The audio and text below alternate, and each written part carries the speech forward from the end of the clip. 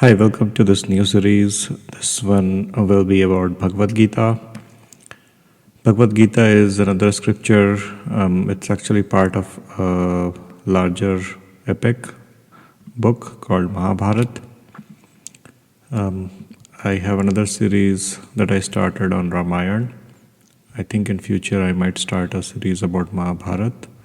Mahabharata is, if you remember, Ramayana was 24,000 verses in Sanskrit, and Mahabharata is roughly 10 times of that book, which is around 200,000 verses. It's a very big, probably, I think it's world's biggest epic overall, Mahabharata. Now, within Mahabharata, there are, just like in Ramayana, there are 6 to 7 parts. In Mahabharata, there are 18 parts. And in the middle, or not in the middle, in the beginning, there is something called Bhishma Parva, where this is the part where Bhishma is leading a major war. And within Bhishma Parva, there are 700 verses which are coming, which are teachings from Krishna to Arjuna, two of the main characters of the story. Those 700 verses are known as Bhagwad Gita. It is said that all the learnings we get by reading Ramayana, by reading Mahabharata, or even there are other books, Veda, Upanishad, these 700 verses are a condensed form. If somebody reads this and understands, you basically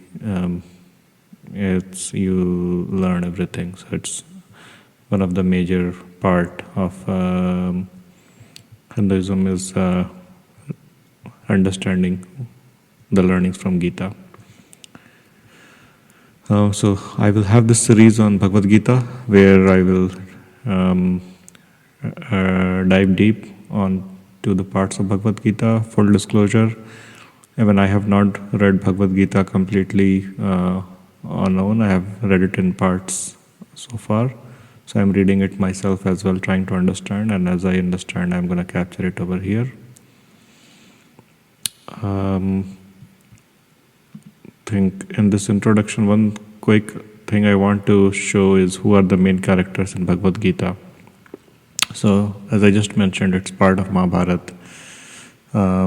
So in that 700 verses, there are 4 characters that are talking to each other. Dhritarashtra is king of on the Kaurav side. Sanjay is minister of Dhritarashtra. Bhagwan or Krishna, and finally Arjuna. As I just mentioned, I think 700 verses are there. Those verses are spread in 18 chapters. So these are the 18 chapters, and within chapters I have tried to show who is speaking. In the first chapter, as we will see, the first chapter is actually called Arjun Vishad, or Arjun's Dilemma is the official is the English translation. I tell my kids it's Arjun crying, because in this one, Arjun is in dilemma and is crying more or less what to do. But you can see in the first chapter who is speaking. So in this graph, we can see Sanjay and Dhritarashtra starts speaking in the first part of this chapter, and the second part, Arjun is speaking, and Arjun is telling Krishna is watching over that. Just he is realizing now that he needs to, if the war goes on and if he participates in the war, he doesn't have a choice, but he has to kill his cousins, he has to kill his favorite great-grandfather, he has to kill his favorite teacher, because they are fighting from the other side. So that's his dilemma.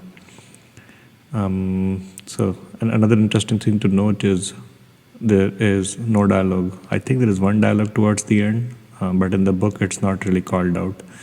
In the book you will see Arjuna Uvach. Uvach in Sanskrit means said. So Arjuna Uvach is Arjun said. Bhagwan Uvach is Bhagwan said. Dhritarashtra Uvach and Sanjay Uvach. So you will see Dhritarashtra Uvach is where it starts, Gita, and then Sanjay Uvach, and then Arjuna Uvach. but there is no Bhagwan watch to best of my recollection. So that's why I have not called it out. But I think there is one shlok where indirectly he talks, but still, the real Gita is the teaching by Krishna. So that begins on chapter 2. You can see the distribution. This is one of the longest chapter, probably except from 18. This is where he starts. More or less, he gives a summary of most of the learnings that is going to be explained in much more detail over here.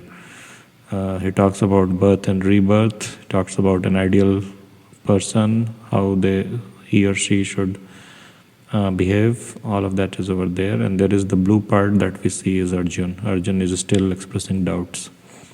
Sanjay is also participating in this. He is telling Dhritarashtra what's going on.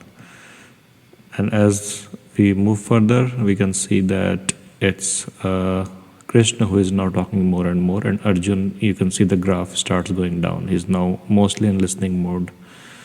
Except from chapter 6, he asks a little bit more questions, and Krishna responds to him. Around chapter 10 and 11, he expresses a doubt that, okay, I believe you, but you are saying that you are God. How should I believe that? This chapter 11 is where he shows, Krishna shows his true form. I think it's, I can show you in Wikipedia as well the same thing. Let me see, chapter 11.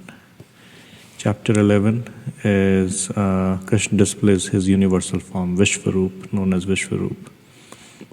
And that's where Arjun now speaks a lot. I believe I have not read it in recent time. I'm going to read and cover it, but I believe he is like asking sorry that I doubted you, kind of.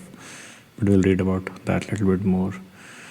And then again, Krishna teaches more further on these chapters. As you can see, Arjun is mostly in listening mode over here.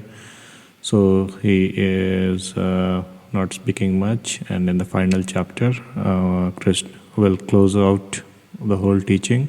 So it's again the biggest chapter. Sanjay is participating over here, and when he shows his Virat Roop. And finally here, Arjun is going to speak. So I think this graph tells you the overall setting of Bhagwad Gita, who is talking, when he's talking. In the future series video, I believe I will dive deep onto these teachings as well. Okay, thanks for listening in. Take care. Bye-bye.